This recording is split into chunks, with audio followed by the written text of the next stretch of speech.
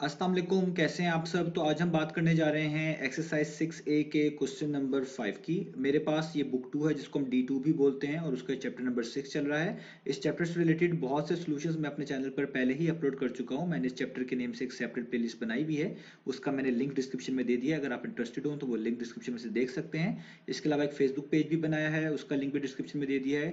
अगर आपके कोई क्वेश्चन हो या कोई आपके सजेशन हो मेरे इस वीडियो कंटेंट के हवाले से, तो इस फेसबुक पेज को आप विजिट करें और इस फेसबुक पेज के जरिए वो आप सजेशंस और आपके क्वेश्चंस आप मुझ तक पहुंचा सकते हैं। तो आइए हम स्टार्ट कर लेते हैं क्वेश्चन नंबर 5 को। क्वेश्चन नंबर 5 की यहाँ पे स्टेटमेंट लिखी हुई है, लिखा हुआ है simplify each of the following. हमने इन सारे पार्ट्स को सिंप्लीफाई करके दिखाना है। सिंप्लीफाई का मतलब है इनमें जो कैंसिलेशन हो रही है, इनमें कुछ अगर कॉमन आ सकता है, जहां तक हम इसको सॉल्व कर सकते हैं वहां तक सॉल्व करके दिखाना है, वही इसकी सिंप्लीफिकेशन कहलाएगी। तो आइए स्टार्ट करते हैं इसके पार्ट नंबर ए के साथ। तो पार्ट नंबर ए मैंने यहाँ पे पहले ही लिख लिया, ये आपके सामने है स्क्रीन पर। तो इसको स्टार्ट करने से पहले आपने कुछ चीज़ों का ख्याल रखना है, वो ये है कि इस पार्ट नंबर ए में ऊपर जितनी भी टर्म्स लिखी हुई हैं 9x a - b का होल स्क्वायर, वो सब की सब आपस में मल्टीप्लाई हो रही हैं। और नीचे भी ऐसे ही है 27x³ और a - b का होल क्यूब, ये भी सब टर्म्स आपस में मल्टीप्लाई हो रही है, इनके दरमियान कोई साइन नहीं है, इसका मतलब ये मल्टीप्लिकेशन हो रही है। और जब ऐसा केस आए कि ऊपर भी सारी चीज़ें मल्टीप्लाई हो रही हो, नीचे भी सारी चीज़ें मल्टीप्लाई हो रही हो, तो आप इनको कैंसिल आउट कर सकते हैं। अदरवाइज अगर प्लस या माइनस का साइन होता तो चीज़ें डिफरेंट होती, तब हम कैंसिलेशन डायरेक्ट इस तरीके से नहीं कर सकते, लेकिन मल्टीप्लिकेशन के केस में हम कैंसिलेशन कर सकते हैं। वही हम करेंगे और उसी तरीके से इसको सिंप्लीफाई करेंगे। तो आइए स्टार्ट करते हैं। तो सबसे पहले हम देखते हैं कि 9 और 27 ये दोनों नंबर्स हैं। नंबर्स को इस तरह हमने कट करना है, ये दोनों डिवाइड हो रहे हैं, 9 डिवाइडेड बाई 27 लिखा हुआ है कि एक ही नंबर आपने ढूंढना है जिसपे 9 भी आता हो, यानी उसके टेबल में 9 भी आता हो, उसके टेबल में 27 भी आता हो। इसको आप ऐसे भी कह सकते हैं, एक ऐसा नंबर ढूंढना है जो 9 को भी डिवाइड करे और 27 को भी डिवाइड करे, और वो सेम होना चाहिए, दोनों के लिए एक जैसा होना चाहिए। तो वो नंबर 9 खुद है, क्योंकि 9 वन टाइम्स क्या होता है 9, और 9 थ्री टाइम्स क्या होता है, वो होता है 27। तो ये तो कैंसिल आउट हो गए, 1 और 3 मजीद कैंसिल आउट नहीं हो सकते। अब आगे चलते हैं x के ऊपर। यहाँ पे लिखा हुआ है x रेज टू पावर 1, यहाँ पे लिखा हुआ है x रेज टू पावर 3। अब ये चीज आपको पता होनी चाहिए कि x रेज टू पावर 3 का क्या मतलब है। इसका मतलब है x 3 टाइम्स लिखा हुआ है, यानी 3 टाइम्स इस तरह अपने आप से ही मल्टीप्लाई हो रहा है। x रेज टू पावर 3 लिखा हो या आप कह लें x 3 बार इस तरीके से मल्टीप्लाई आपस में हो रहा हो, इस तरह लिखा हो, इन दोनों के मीनिंग सेम है। और ऊपर जो लिखा हुआ है x, वो उसके ऊपर कुछ पार नहीं है, जिसमें मैंने यहाँ पे आप देखें खुद से लगा दिया 1 पार। इसका मतलब है x एक दफा ही मल्टीप्लाई हो रहा है। तो जब ये दोनों चीजें ऊपर नीचे लिखी हुई हैं, तो इसका मतलब है ये कैंसिल आउट हो सकती है। मैं जस्ट यहाँ आपको रफली शो करवा रहा हूँ कि ये वाला एक एक्स अगर आप इसे एक एक्स से कैंसिल आउट कर दें, तो इन तीन में से कितने एक्स यहाँ पे बचे, 1 और 1, यानी ये मिलाकर अगर आप देख लें तो इनको पढ़ते हैं x मल्टीप्लाई बाई एक्स, जो कि होता है एक्स स्क्वेयर, यानी 2x बचे। तो यही काम हम यहाँ पर करेंगे। हम यहाँ पे देखें लिखा हुआ है एक्स रेज टू पावर 1, ये कंप्लीटली कैंसिल आउट हो जाएगा इन 3x में से एक के साथ। तो यानी हम इसकी पार के ऊपर इस तरह क्रॉस लगाएंगे, यानी ये तो पूरा खत्म हो गया, क्योंकि एक्स रेज टू पावर 1 था, इसका मतलब था एक ही x है। ये एक x नीचे वाले 3x में से एक x से कट गया, तो इधर 3 में से कितने बचे, वो बचे 2। आपने इनकी पार्ट्स को आपस से माइनस कर देना, वही इसका आंसर होगा। यानी 3 - 1 कितना होता है 2, यानी यहाँ पे कितने बच गए 2। मैं यहाँ पे लाइट सा लिख भी देता हूँ। तो ये इसकी कैंसिलेशन हो गई। अब जो चीज़ें आपके पास कैंसिल आउट होती जा रही हैं वो आपने नीचे लिखते जानी है। देखिए अभी तक ऊपर बचा है 1, और डिनोमिनेटर में नीचे बचा है 3, और x रेज टू पावर 1 जब x रेज टू पावर 3 से कैंसिल आउट हुआ तो 3 - 1 2 होता है। तो यहाँ पे इसकी पावर में आप लिख देंगे 2। अभी तक तो यहाँ हमने ये किया है। अब सेम प्रोसीजर यहाँ पे भी फॉलो हमने करना है। आप देखें यहाँ पे लिखा हुआ है a - b के ऊपर पार्ट 2 है, नीचे a - b के ऊपर पार्ट 3, यानी ऊपर एक तरह के दो a - b आपस में मल्टीप्लाई हो रहे हैं, और नीचे a - b 3 टाइम्स आपस में मल्टीप्लाई हो रहे हैं। तो ये कंप्लीटली कैंसिल आउट हो जाएगा। 2 जो है इसमें से, इनमें से 2 से, यानी इसकी पार में से कुछ का ना कुछ कम हो जाएगा। यानी ये ऊपर 2 थे नीचे 3 थे, तो 3 में से 2 माइनस कर लें, 3 में से 2 माइनस कर लें, तो सिर्फ 1 बचने चाहिए। यानी यहाँ पे जस्ट मैं यहाँ पे शॉर्ट करके लिख रहा हूँ a - b के ऊपर पावर 1 बचनी चाहिए, क्योंकि जो 2 थी वो तो बाकी ऊपर वाले से कैंसिल हो चुकी होंगी। तो इसलिए हम यहाँ पे लिख लेंगे नीचे कि हमारे पास बचा a - b raise to power a - b raise to power 1। तो यही हमारा इसका फाइनल आंसर है। ऊपर कुछ भी नहीं बचा, यानी सिर्फ 1 बचा। ये सारे 1 1 ही हैं, तो 1 मल्टीप्लाई बाय 1 मल्टीप्लाई बाय 1 1 ही होता है, तो मैंने ऊपर 1 लिखा हुआ है, और नीचे जो जो चीज़ बची हैं उनकी पार्ट समेत मैंने यहाँ पर लिख लिया है। ये इसका हो गया है पार्ट नंबर ए। अब हम इसका स्टार्ट करते हैं पार्ट नंबर बी। तो पार्ट नंबर बी हमारे पास लिखा हुआ है 7a³ आगे सारा मल्टीप्लाई हो रहा है a - 3b raise to power 4, और ये फर्दर डिवाइड हो रहा है हमारे पास 21a² b, और आगे फिर दोबारा से लिखा हुआ है a - 3b का होल स्क्वायर। तो यहाँ पे भी सेम प्रोसीजर फॉलो करेंगे, सेम रूल्स हमारे पास फॉलो होंगे। तो आप देखें यहाँ पे 7 1 टाइम्स 7 होता है, 7 3 टाइम्स 21 होता है। इसका मतलब है हमारे पास अभी जो चीज़ें ऊपर आई हैं उसमें से ऊपर 1 आया है और नीचे हमारे पास 3 आ चुका है। अब हम इनकी बात कर लेते हैं a रेज टू पावर 3 की और a रेज टू पावर 2 को। a3 का मतलब है ऊपर 3 टाइम्स a लिखा हुआ है, a रेज टू पावर 2 का मतलब है नीचे 2 टाइम्स a लिखा हुआ है। तो ये 2 तो कंप्लीटली कैंसिल आउट हो जाएगा इस 3 से, यानी इस 3 में से ये 2 मुकम्मल खत्म हो जाएंगे और 3 माइनस 2 कितना आएगा 1, यानी ऊपर बचेगा just a raise to power 1। ठीक है। अब जो नीचे ये b है इस जैसा ऊपर कुछ भी नहीं लिखा हुआ सेपरेट करके, तो इस b को आपको वैसे का वैसे ही नीचे उतारना पड़ेगा क्योंकि ये किसी से कैंसिल आउट होगा नहीं। तो अब जो बाकी बचा हमारे पास वो बचा a minus three B raise to power 4 और नीचे a minus three B raise to power 2। तो ये दो मुकम्मल यानी कंप्लीटली कैंसिल हो जाएंगे इस पावर 4 की मदद से, यानी 4 में से आप 2 माइनस कर देंगे तो बचेगा 2। अभी आपने ऊपर लिखना है क्योंकि जहाँ पे बड़ी पावर मौजूद होती है अपनी बेस के साथ हम उधर ही कुछ ना कुछ लिखते हैं। तो यहाँ पे अगर a minus three B raise to power 4 है, नीचे a minus three B raise to power 2 है, नीचे तो सब कुछ कैंसिल हो चुका है यानी वहाँ पे तो 1 बच चुका है। तो ऊपर क्या बचा, ऊपर बचा a, मैं यहाँ पे इसको डिफरेंट इंक से लिख देता हूँ ताकि वो आपके लिए क्लियरली विजिबल रहे, और यहाँ पे बचेगा a माइनस 3b और उसके साथ पावर कितनी हो जाएगी क्योंकि 4 में से 2 कट चुके हैं, 2 कैंसिल आउट हो चुके हैं, तो 4 माइनस 2 कितने होते हैं, वो होते हैं 2। तो यही इसका फाइनल आंसर होगा। इससे आगे हम इसको सॉर्ट आउट नहीं कर सकते, इसके आगे हम इसको सॉल्व नहीं कर सकते। तो अब हम कर लेते हैं इसका सी पार्ट। तो मैं यहाँ पे सी पार्ट लिख लेता हूँ। तो ये है हमारे पास सी पार्ट। तो यहाँ पे लिखा हुआ है 8ab और यहाँ पे आ रहा है क्यूब, आगे लिखा हुआ है 2a प्लस 3b और इस पे होल स्क्वायर है, और ये सब का सब डिवाइड हो रहा है किससे, 32a स्क्वायर b और साथ है हमारे पास 3b प्लस 2a, और इसके ऊपर कोई पार्ट नहीं है तो इसके ऊपर आप लिख सकते हैं 1। अब आप देखिए हमने यहाँ पे इसको कैंसिलेशन करनी है। आप इसको एक क्वेश्चन को एक बार दोबारा लिख लीजिएगा और उस पर सारी कटिंग अप्लाई करिएगा। मैं टाइम बचाने के लिए जो क्वेश्चन यहाँ पे लिखा है इसी पे कटिंग अप्लाई कर रहा हूँ। तो स्टार्ट करते हैं। तो 8 और 32 ये दोनों 8 पर डिवाइड होते हैं क्योंकि 8 1 टाइम्स 8 होता है और 8 4 टाइम्स क्या होता है 32 होता है। इसके अलावा देखिए यहाँ पे a रेज टू पावर 1 है, यहाँ पे a रेज टू पावर 2 है, यानी ये complete a raise to power 1 cancel out हो जाएगा इस a रेज टू पावर 2 से, यानी यहाँ पे जो 2 लिखे हुए हैं इसमें से जस्ट बचेगा हमारे पास a के ऊपर 1, क्योंकि 2 और ये ऊपर वाला 1 माइनस होंगे तो 2 माइनस 1 1 होता है, तो यहाँ पे 1 बचेगा। आगे चलते हैं b के ऊपर। यहाँ पे b रेज टू पावर 3 है, यहाँ पे b के ऊपर कोई पार्ट नहीं है यानी आप 1 कंसीडर करेंगे, तो ये पूरा b यानी b रेज टू पावर 1 इस कैंसिल हो जाएगा b रेज टू पावर 3 से, तो यानी इस 3 में से भी 1 माइनस हो जाएगा, तो आपके पास जहाँ पे बचेगा b रेज टू पावर 2, क्योंकि 3 में से 1 माइनस हो चुके हैं, एक b कट चुका है, तो 3 में से बाकी 2 ही बचेंगे, तो ऊपर पार्ट 2 आ गया। अब यहाँ पे आपने ख्याल रखना है ऊपर लिखा हुआ है 2a प्लस 3b, नीचे लिखा हुआ है 3b प्लस 2a, ये जस्ट आगे पीछे करके लिखे हुए हैं, ये हैं सेम। जिस तरह आप कह सकते हैं कि 2 प्लस 3b क्या होता है हमारे पास 5 होता है, और 3 प्लस 2 भी क्या होता है हमारे पास, वो भी क्या होता है हमारे पास 5 ही होता है। तो इसलिए इनकी जगह चेंज कर लेने से कोई फर्क नहीं पड़ता। हाँ, अगर इनके साइन चेंज होते तब फर्क होता, लेकिन इन दोनों के दरमियान में प्लस का साइन है और हर टर्म के पीछे प्लस का साइन है, तो ये दोनों सेम ही हैं, बस आगे पीछे करके लिखे हुए। तो इधर भी आप देखें ऊपर लिखा हुआ है 2a प्लस 3b के ऊपर पार्ट 2 है, नीचे 2a प्लस 3b पढ़ लें या 3b प्लस 2a पढ़ लें, सेम उसके ऊपर पार्ट 1 है।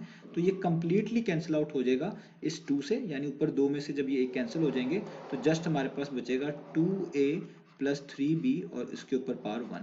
अब ये सारी चीज़ें जो बची हैं इनको मैं लिखने लगा हूँ। यहाँ पे 1 लिखा हुआ है, ये 1 किसी भी चीज़ से मल्टीप्लाई कोई फर्क नहीं पड़ता, तो आप लिख लें तो भी ठीक है, ना लिखें तो भी ठीक है।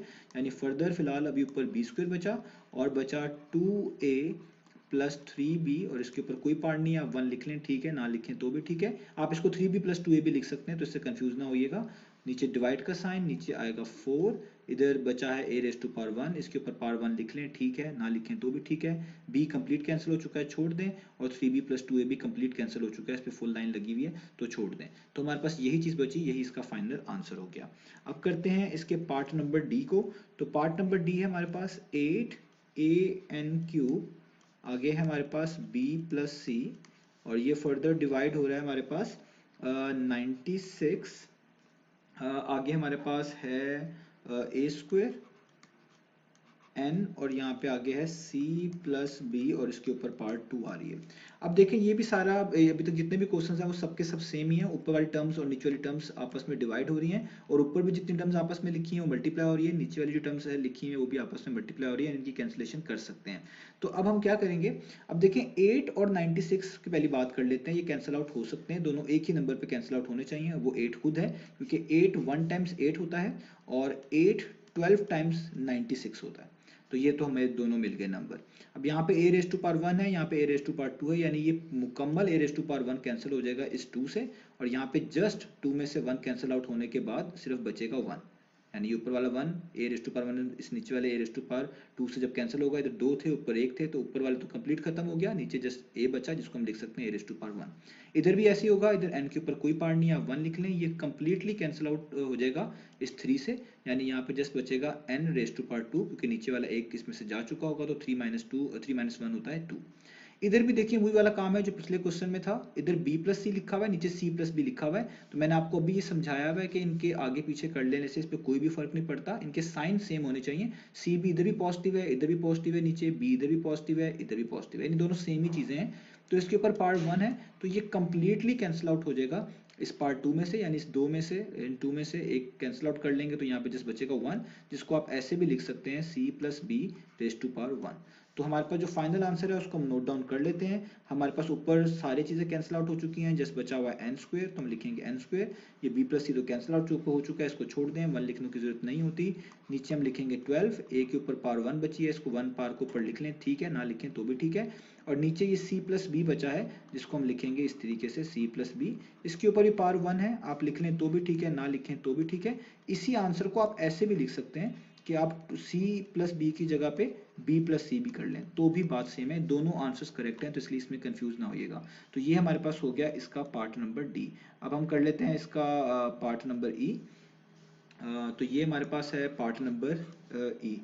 तो पार्ट नंबर ई यहाँ पर लिखा हुआ है वाई स्क्वेयर माइनस 2y और साथ है हमारे पास 15, और इसके बाद हमारे पास है वाई स्क्वेयर और यहाँ पे नीचे है हमारे पास -3y और साथ है हमारे पास -10।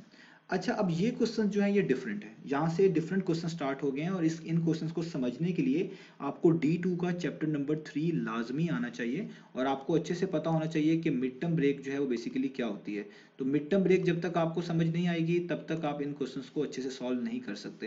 पहली तो बात, ये सारी ऊपर जो टर्म्स लिखी हुई है इनके दरमियान माइनस का साइन है, नीचे भी माइनस का साइन है, तो जब ऊपर नीचे टर्म्स इस तरह की आ रही हो जो कि आपस में ऐड या सब्ट्रैक्ट हो रही हो, तो हम इनको डायरेक्ट कैंसिल आउट नहीं कर सकते। यानी ऐसा नहीं हो सकता कि वाई स्क्वायर को ऊपर नीचे कैंसिल कर दूं, वाई को ऊपर नीचे कैंसिल कर दूं।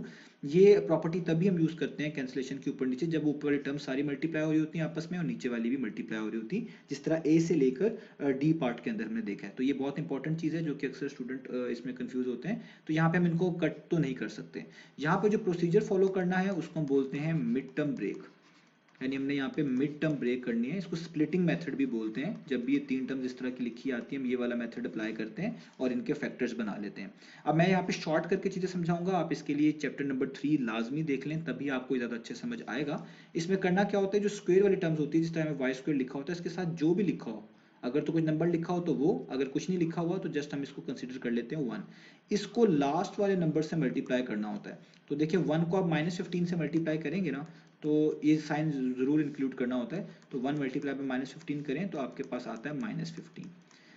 अब इसके बाद आपने ये करना होता है, आपने 2 नंबर ऐसे ढूंढने होते हैं जिनको मल्टीप्लाई करके ये वाला ही नंबर आए, और उन्हीं 2 नंबर को कोई साइन की एडजस्टमेंट करने के बाद, या आप कह लें प्लस या माइनस कर लेने के बाद मिडिल टर्म आनी चाहिए। मिडिल टर्म बोलते हैं इसको, ये जो लिखी हुई है इसकी मिड टर्म है। इसमें आप इस वेरिएबल को छोड़ दिया करें, जैसे इसके साइन को और नंबर को यूज कर लें, जैसे यहाँ पे लिखा हुआ -2, यानी वो -2 आनी चाहिए। यानी ऐसे 2 नंबर जिसको मल्टीप्लाई करके -15 आए, और उन्हीं 2 नंबर्स को उनके साइन एडजस्ट करके प्लस या माइनस करने के बाद आप कह लें एक तरह का -2 आए। अब वो नंबर बहुत आसान है, जैसे आप देखें 5 3 टाइम्स 15 होता है, 5 3 टाइम्स क्या होता है, वो होता है 15। अब जाहिर बात है हमें तो -15 चाहिए, तो इनमें से कोई ना कोई इनके ऊपर साइन की चेंजेस करनी पड़ेंगी ताकि -15 बने। और वो भी आपको क्वेश्चन ही बता देगा, क्वेश्चन में जो मिडिल टर्म के पीछे साइन होगा, जैसे 2 के पीछे यहाँ पे माइनस साइन है, आपने जो दो नंबर ढूंढे होंगे इनमें जो सबसे बड़ा होगा उसके पीछे वो लगा दीजिएगा। तो देखिए मैं यहाँ पे 5 के पीछे माइनस लगा देता हूँ क्योंकि ये बड़ा है। अब -5 को 3 से मल्टीप्लाई करें तो देखिए अब बात ठीक है, अब वाकई में वो -15 ही आता है। अब इन्हीं दो नंबर को यूज करके अगर हम -2 बना लेते हैं तो हमारा काम आसान हो गया। तो आप देखें अगर हम -5 में जस्ट 3 को ऐड कर दें, तो मैं यहाँ से इसलिए ये जो है ये जो क्या नाम है, ये माइनस का साइन डैश जो हटा रहा हूँ यहाँ पे। तो देखिए इसी -5 में अगर आप 3 ऐड करें तो आपको पता है प्लस माइनस माइनस होता है, 5 - 3 2 आएगा, साइन बड़ी वैल्यू का तो माइनस लगाएंगे तो -2 ही आएगा। तो इससे पता चला हमारे पास कि वो जो दो नंबर है वो है -5 और 3। तो अब किस तरह हमने करना है, हम यहाँ पे लिखेंगे, इसको लिखना इस तरह होता है 1 वाई स्क्वायर, पहली वाली टर्म वैसे ही, अब यहाँ से लिखना स्टार्ट करेंगे। तो ये है -5, इसके साथ हमेशा जो यहाँ पे वेरिएबल बीच में लिखा होगा वो लगाएंगे खुद से y। अगला नंबर है +3, तो हम यहाँ पे लिखेंगे +3, उसके साथ भी वही वेरिएबल यूज करेंगे y, और एंड वाली टर्म हम लिख देंगे -15, और नीचे इस तरह डिवाइड का साइन डालेंगे, और अब इसके ऊपर अलग से मिड टर्म ब्रेक अप्लाई करेंगे।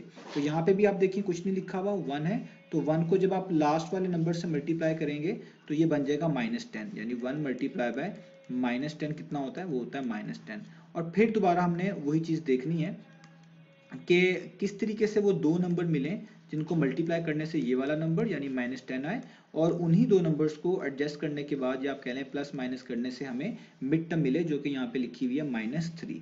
ठीक है, अब ये हमने करना है, और वो नंबर भी बहुत आसान है, आपको पता है 5 2 टाइम्स क्या होता है, वो होता है 10।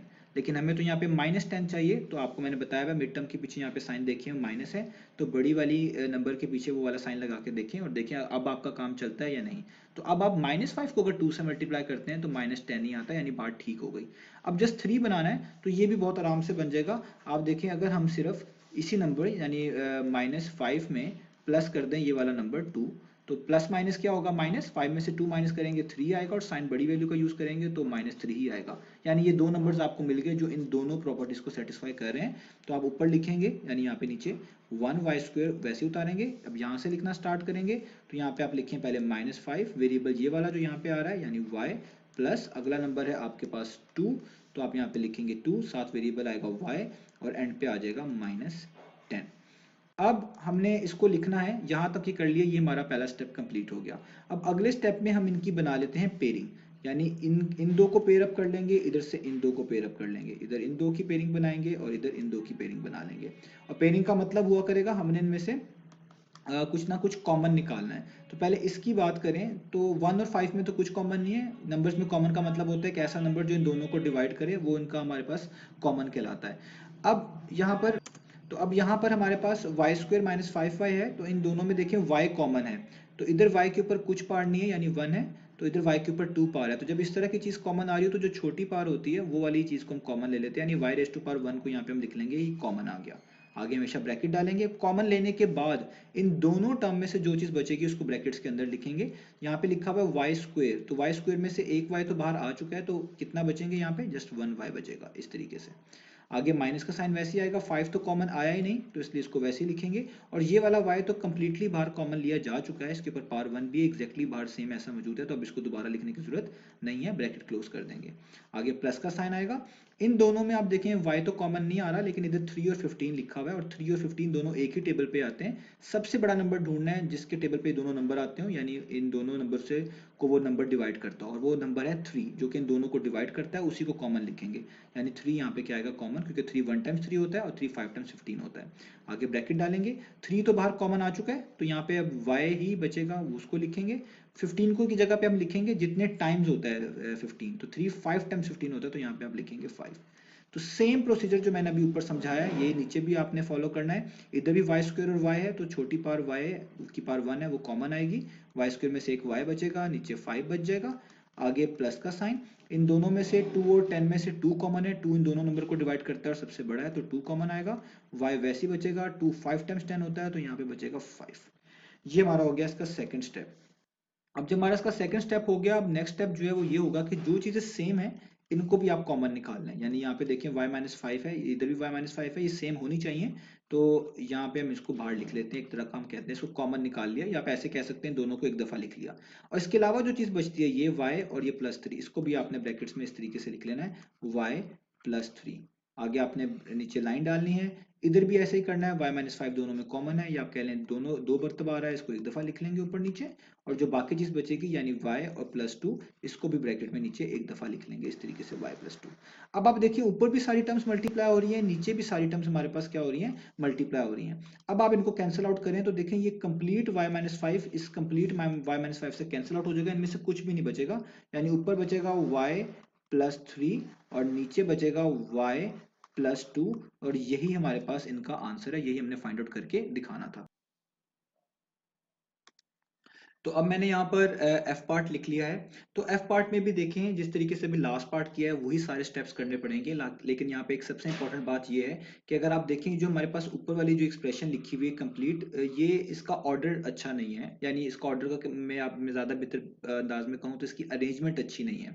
ये जितनी भी टर्म्स आती हैं हम इनको कोशिश करते हैं कि इनके डिसेंडिंग पार्ट्स में लिखें, यानी पहले सबसे पहले बड़ी पार्ट लिखी होनी चाहिए, उसके बाद छोटी पार्ट, और उसके बाद एंड पे कांस्टेंट लिखा होना चाहिए। तो ये बहुत इंपॉर्टेंट चीज़ है, जब भी इस तरह की तीन टर्म्स हैं जिसमें कोई ना कोई पार्ट टू मौजूद हो या कोई भी पार्ट मौजूद हो, तो हाईएस्ट से लोवेस्ट की तरफ आपने इनको लिखना है। तो हम सबसे पहले तो यही करेंगे, हम इनकी अरेंजमेंट को बेहतर बनाएंगे, यानी जो -m² है इसको पहले लिखूंगा यहाँ पर, इसके बाद -2m को लिखूंगा, और लास्ट में जो 8 है इसके पीछे कोई साइन नहीं है तो इसके पीछे मैं लिखूंगा +8, ये प्लस कंसिडर किया जाएगा। हर टर्म का साइन उसके बैक पे होता है, उसी अरेंजमेंट में हमने इसको यहाँ पे लिख लेना है। तो पार्ट्स आप देखें बड़े से छोटे की तरफ होने चाहिए, डिसेंडिंग ऑर्डर में होने चाहिए। यहाँ पे 2 पार है, यहाँ पे 1 पार है, और एंड पे कांस्टेंट आ गया। तो इधर नीचे तो आप देखें वो चीज पहले से ठीक लिखी हुई है, यानी 2m² पहले है, उसके बाद m वाली टर्म्स है, और एंड पे बिल्कुल कांस्टेंट लिखा हुआ है। तो ये बात लाजमी आपने इंश्योर कर लेनी है और ये समझ लेनी है। अब दूसरी इंपॉर्टेंट बात जो ये आप देखें, इसमें जो पहली टर्म है हम कोशिश ये करते हैं कि जो भी ये स्क्वायर वाली टर्म्स हो इनके साथ पॉजिटिव कोई नंबर हो, नेगेटिव नंबर ना हो। लेकिन आप देखिए यहाँ पे हमारे पास नेगेटिव नंबर आ रहा है, तो इस नेगेटिव को हमने जो है हटाना है। इस नेगेटिव को हटाने का एक तरीका ये होता है कि हम इन सब में से नेगेटिव कॉमन ले लें।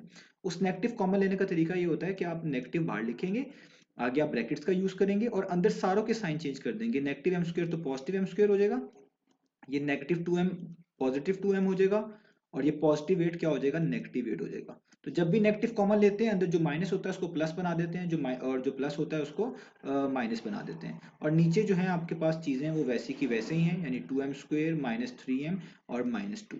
तो ये स्टेप बहुत जरूरी थे, ये आपको करने थे, तभी आपके लिए आसानी होगी। अब जिस तरह मैंने पार्ट नंबर ई समझाया है उसी तरीके से हमने इन सारे टर्म्स को जो है ना मिड टर्म ब्रेक मेथड के जरिए सॉर्ट आउट करना है। तो आप देखें यहाँ पे m² के साथ 1 लिखा हुआ है, आप इस 1 को जब लास्ट वाले नंबर से आपने सबसे पहले मल्टीप्लाई करना है, यानी -8 के साथ आपने मल्टीप्लाई करना है। तो यहाँ पे मैं लिख देता हूँ, हम यहाँ पे लिखेंगे 1 मल्टीप्लाई बाय -8, तो इसको 1 को -8 से मल्टीप्लाई करेंगे तो -8 ही आएगा। यानी आपको दो नंबर्स ऐसे चाहिए जिनको मल्टीप्लाई करने से -8 आए, और उन्हीं दो नंबर को प्लस या माइनस कर लेने से आप कह लें मिडिल टर्म आए, जो कि यहाँ पे लिखी हुई है +2। तो ये चीज अब हमने बनानी है। तो ऐसे दो नंबर बहुत आसानी से मिल सकते हैं, वो हैं 4 और 2, क्योंकि 4 2 टाइम्स 8 होता है। लेकिन प्रॉब्लम यहाँ पे ये है कि हमें -8 चाहिए, 4 2 टाइम्स तो +8 होता है। तो मैंने आपको उसका तरीका बताया था, आप देखें मिड टर्म के पीछे कौन सा साइन है, यहाँ पे पॉजिटिव साइन है, तो इन दोनों में जो सबसे बड़ा नंबर है उसके पीछे वो साइन लगा दें जो कि यहाँ पे पहले से ही लगा हुआ है, यानी ये पॉजिटिव लगा हुआ है। तो देखें इससे भी कोई फर्क नहीं पड़ेगा, तो इसका मतलब है अगर आपके पास ये काम करने से भी फर्क नहीं पड़ रहा, तो ये जो यहाँ पे नंबर है दूसरा 4 के अलावा, इसका साइन चेंज करके देखें। अगर ये प्लस है तो इसको माइनस बनाए, माइनस है तो इसको प्लस बनाए। तो ये +2 है, मैं अगर इसको -2 बना देता हूँ तो अब काम सही हो जाता है, क्योंकि प्लस माइनस क्या हो जाएगा, माइनस, और 4 2 टाइम्स हो जाएगा 8, यानी हमारे पास -8 आ जाएगा। और इन्हीं दो नंबर को यूज करके हम जो है 2 बहुत आराम से बना सकते हैं। उसका तरीका क्या है कि हम इनको अगर इस तरीके से लिख लें 4, ठीक है, और उसमें से ये नंबर माइनस कर दें, यानी प्लस कर दें ये वाला नंबर, जिसको हम यही बोलेंगे कि हमने इसको माइनस किया है, क्योंकि इस चीज को हम सॉल्व करके ऐसे लिख सकते हैं 4 प्लस माइनस माइनस, और 2 इज इक्वल टू हमारे पास देखें ये +2 ही आता है। यानी वो दो नंबर कौन से मिले एक तरह के, 4 और -2। तो ये वाली फॉर्म से हमने इसको यहाँ पे लिखना होता है। तो हम इसको लिखेंगे यहाँ पर, हमारी दोनों कंडीशंस पूरी हो चुकी हैं, हमें दो नंबर ऐसे मिल चुके हैं जिनको यूज करके -8 भी बनाया जा सकता है और उन्हीं दोनों को यूज करके मिडल टर्म यानी +2 भी बनाई जा सकती है। तो हम यहाँ पे लिखेंगे माइनस, यहाँ पे हम ब्रैकेट्स डालेंगे, यहाँ पे हमारे पास आएगा m²। तो अब यहाँ पे हम इसको लिखेंगे, सबसे पहले 1m² लिखेंगे, उसके बाद यहाँ से लिखना स्टार्ट करेंगे। ये +4 है तो हम यहाँ पे लिखेंगे +4, साथ ये वाला वेरिएबल यूज करेंगे जो कि आ रहा है m। आगे अगला नंबर है -2, तो हम यहाँ पे लिखेंगे -2, ये वाला वेरिएबल दोबारा से यूज करेंगे m, और -8 वैसे का वैसे ही रहेगा, यहाँ पे ब्रैकेट क्लोज, नीचे डिवाइड का साइन। और सेम प्रोसीजर अब हमने यहाँ पे 2m² - 3m - 2 के लिए भी करना है। ये सब चीजें मैं समझा चुका हूँ, मैंने आपको बताया, इसके लिए आप चैप्टर नंबर 3 देख लें, फिर भी यहाँ पे कोशिश कर रहा हूँ कि दोबारा से एक्सप्लेन कर दूं। यहाँ पे देखिए लिखा हुआ है m² के साथ एक नंबर 2, तो इसको लास्ट वाले नंबर से मल्टीप्लाई करेंगे, यानी 2 टाइम्स ऑफ -2, तो आपके पास आएगा -4। यानी ऐसे दो नंबर चाहिए जिनको मल्टीप्लाई करके -4 आए। तो मैं यहाँ पे वो डायरेक्ट लिख लूं कि वो नंबर आपके पास होगा -4 और एक होगा 1, क्योंकि -4 को 1 से मल्टीप्लाई करते हैं तो -4 ही आता है। और देखें इधर बड़े वाले नंबर के पीछे वही साइन है जो यहाँ पे मिड टर्म के पीछे साइन है। और इन्हीं दो नंबर को अगर मैं ऐड कर लूं, यानी -4 में +1 कर लूं, तो प्लस माइनस माइनस होता है, 4 - 1 3 आएगा और साइन बड़ी वैल्यू का यानी -3 आएगा, यानी मिड टर्म भी मेरी ठीक आ रही है। तो अब मैं यहाँ पे इसको लिखूंगा, तो यहाँ पे मैं लिखूंगा 2m², आगे आएगा यहाँ से नंबर लिखेंगे -4, तो हम लिखेंगे -4, वेरिएबल ये वाला यूज करेंगे, यहाँ पे आएगा m, आगे आ जाएगा +1 उसके साथ -m, और सॉरी m, और एंड पे आ जाएगा -2। यहाँ तक कर लेने के बाद हमने जो अगला स्टेप करना है वो है इनमें से इनको पेयर अप करना है, इनमें से कुछ चीजें हमने कॉमन बनानी है और ऑटोमेटिकली चीजें हमारे पास हो जाएंगी। तो हमने इन दो का पेयर बना लेना है, जिस तरह भी मैंने ऊपर समझाया भी है आपको, और इन दो का पेयर बना लेना है, नीचे से इन दो का पेयर बनेगा और इन दो का पेयर बन जाएगा। अब हमने ये नेगेटिव साइन को बाहर ही रहने देना है, और यहाँ पे ये जो है हमारे पास नेगेटिव साइन मौजूद नहीं है, ये मैंने गलती से लगाया हुआ है, तो इसलिए इसको देख लीजिएगा। आगे हमने क्या करना है, इन दोनों में से आपके पास कॉमन आएगा m। अब देखें मैंने अभी भी समझाया, m² और m1 में से जो छोटी पावर है वो कॉमन आएगी, और इधर m² में जस्ट m बचेगा और 4m में से 4 बचेगा, क्योंकि m बाहर कॉमन आ चुका होगा। आगे इधर चलते हैं, तो 2 और 8 में 2 ही कॉमन है, क्योंकि 2 के टेबल पर 2 भी आता है, 2 के टेबल पर 8 भी आता है, ये सबसे बड़ा नंबर है जो दोनों को डिवाइड करता है, तो नेगेटिव वैसे ही 2 कॉमन आएगा। इधर ब्रैकेट्स डालेंगे, m आएगा क्योंकि 2 तो जिसके साथ वाला है वो बाहर आ चुका है। जब भी बाहर नेगेटिव का साइन होगा ब्रैकेट्स हटाएंगे या डालेंगे, अंदर साइन लाजमी चेंज करते हैं, तो ये वाला नेगेटिव क्या बन जाएगा, पॉजिटिव। 2 4 टाइम्स 8 होता है, यहाँ पे 4 आएगा और ब्रैकेट हम कर देंगे क्लोज। अब नीचे भी इसी तरीके से हमें करना पड़ेगा, इन 2m² में से और -4m में से जो बेसिकली कॉमन है वो कॉमन है 2। पहले तुम लिखेंगे 2 कॉमन है और m² भी है, m1 भी है, तो छोटी पावर m के ऊपर 1 है, यानी m⁻1 कॉमन लिखेंगे। तो 2 तो बाहर कॉमन आ चुका है पहली टर्म में से, m² में से एक m बाहर आ चुका है, तो एक m यहाँ पे मेंशन करना पड़ेगा, बीच में माइनस का साइन। 2 टाइम्स 4 होता है तो यहाँ पे 2 लिखना पड़ेगा, ये वाला m बाहर कॉमन आ चुका है तो उसको हम छोड़ देंगे।